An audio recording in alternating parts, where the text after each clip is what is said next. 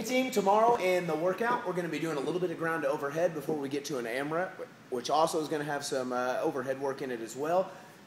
What's mostly likely going to happen is since we're doing a max ground to overhead, we're going to start to see some jerks, and people really tend to love that push jerk, especially that split jerk. Unfortunately, we're not seeing quite enough technique to be able to support that more complex move. So here's what we're seeing a lot of times on a push and a split jerk is we'll see people push there and move over to where they need to be. So they'll push forward and then they'll drive it back eventually.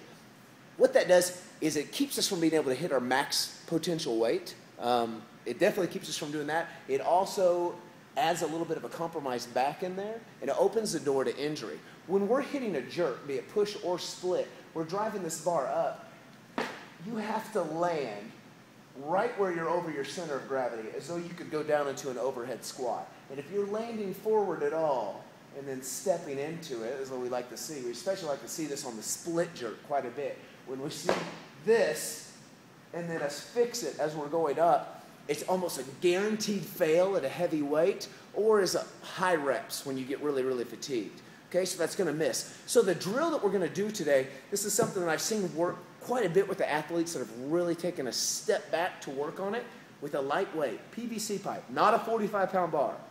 PVC pipe, broom handle, something light. You're going to pretend as though you're right in the middle of a push press. So we're dipping, we're driving up. So I want you to start this right in the middle of the push press where you're up on your tippy toes and you're driving this bar up. Just like you're driving right there. We're going to pretend we're on our toes and we land right where we need to be. We're not landing here because see this, I'm on the front half of my head.